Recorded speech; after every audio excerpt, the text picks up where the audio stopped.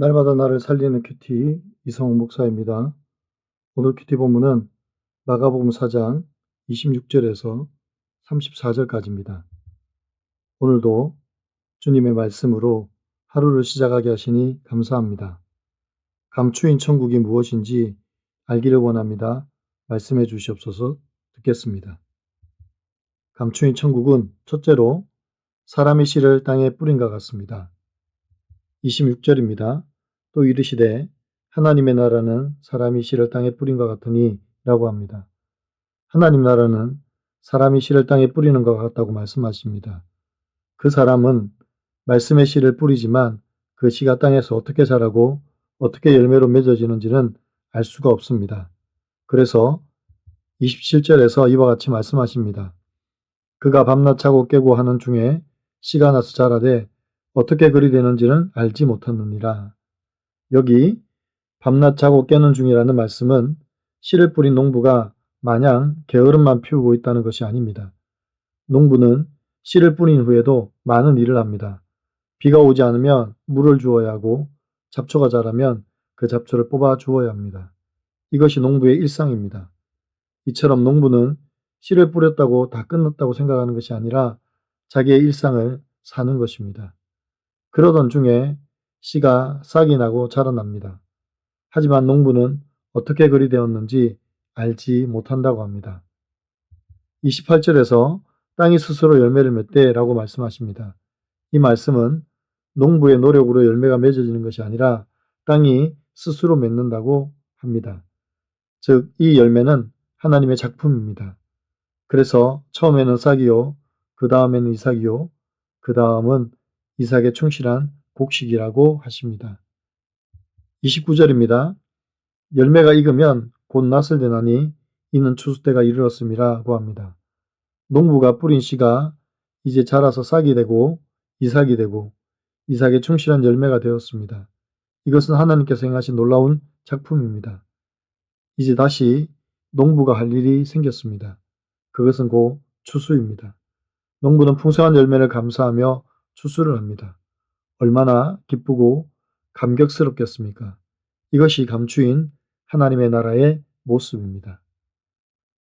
여러분 어떻습니까? 하나님 나라의 열매를 기대하며 오늘도 묵묵히 감당해야 할 나의 일상은 무엇입니까? 내 노력으로 되지 않아 낙심하고 있는 것은 무엇입니까?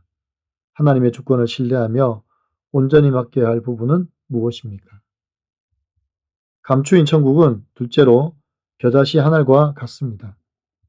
30절에서 예수님은 계속해서 하나님 나라에 대해서 비유로 말씀해 주십니다. 31절과 32절입니다. 겨자씨 한 알과 같으니 땅에 심길 때에는 땅 위의 모든 씨보다 작은 것이로되 심긴 후에는 자라서 모든 풀보다 커지며 큰 가지를 내나니 공중의 새들이 그 그늘에 깃들일 만큼 됐느니라고 하십니다. 예수님은 하나님의 나라를 설명하시면서 당시 가장 작은 씨앗인 겨자씨를 비유해서 말씀해 주십니다. 세상은 크고 화려한 것으로 그 가치관을 찾습니다. 하지만 하나님 나라는 땅 위에 있는 모든 씨보다 작은 겨자씨 한 알에서 시작됩니다. 겨자씨가 자라면 모든 풀보다 커지고 큰 가지를 낸다고 합니다. 뿐만 아니라 공중의 새들이 그 가지에서 심을 얻을 정도로 자란다고 합니다. 겨자씨는 한 해 살이 풀입니다. 그런데 이 지방에서는 그 풀이 몇 달 만에 2 내지 3m 크기로 자란다고 합니다. 길게는 4, 5m까지 자라면서 풀이 아니라 마치 나무가지처럼 된다고 합니다. 그래서 예수님께서 32절에서 모든 풀보다 커지며 라고 말씀하시는 것입니다. 이처럼 영적 성장은 작은 것에서부터 시작됩니다. 공동체의 부흥은 바로 나 한 사람으로부터 시작이 됩니다. 하나님께서 작은 나를 사용하셔서 하나님 나라의 큰 부흥을 일으키실 줄 믿습니다. 33절과 34절입니다. 예수께서 이러한 많은 비유로 그들이 알아들을 수 있는 대로 말씀을 가르치시되 비유가 아니면 말씀하지 아니하시고 다만 혼자 계실 때에 그 제자들에게 모든 것을 해석하시더라고 합니다. 예수님께서 하나님 나라에 대해서 많은 비유로 말씀해 주십니다. 그러나 이 비유의 의미를 제자들에게만 알려주십니다. 왜냐하면 그들이 주님과 함께하는 자들이기 때문입니다. 그래서 하나님 나라의 비밀을 알 특권을 주신 것입니다. 적용해 보세요. 내게 주신 것이 작고 초라할지라도 그 속에 감추인 하나님 나라를 보고 있습니까? 나는 지금 하나님 나라의 어떤 특권을 누리고 있습니까? 주님이 함께 하심이 나의 특권인 것을 인정하십니까?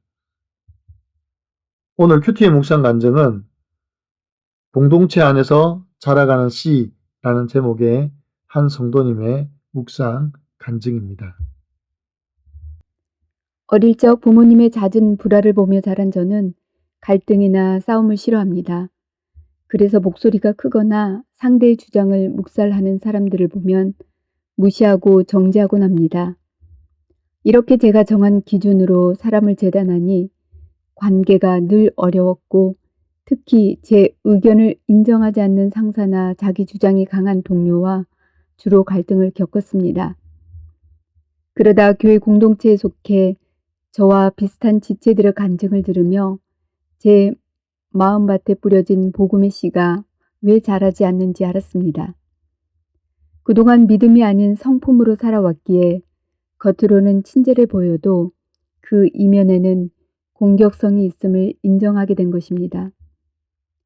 그러나 저의 자아가 죽기까지는 또 다른 연단의 과정이 필요했습니다. 저는 스스로 피해자라고 여기며 말하지 않아도 상대가 저의 속사정과 힘듦을 알아주길 바라는 마음이 좀처럼 없어지지 않았습니다. 강교와 질서에 순종하면 아직 믿지 않은 동생이 교회 공동체에 오겠지? 내 지질한 모습을 나누고 가면 물질 고난을 해결해 주겠지라고 생각하며 기복적으로 환경이 좋아지기만 바랐습니다. 그럼에도 공동체에 속해 매주 지체들과 교제하다 보니 겨자씨 같은 믿음이 자라 다른 사람들을 조금씩 이해하게 되었습니다. 그러면서 사람에게 관심이 없고 상대의 주장을 묵살하는 자가 바로 저임이 깨달아졌습니다. 그리고 무엇보다 자기 중심성이 깨지도록 가정과 직장, 교회에서 저와 관계된 사람들이 수고하고 있음을 알게 되었습니다. 지금도 여전히 저의 자아가 죽어지지 않아 낙심했다가 회복하기를 반복하고 있습니다. 그럼에도 충실한 곡식으로 구원의 열매를 맺기까지 공동체에 잘 속해가기를 소원합니다. 저의 적용은 직장 내에서 내 노력을 인정해달라는 태도를 버리고 겸손한 마음가짐으로 일하겠습니다. 제 안에 사랑 없음을 인정하고 지체들의 기도 제목을 보며 함께 기도하겠습니다. 입니다.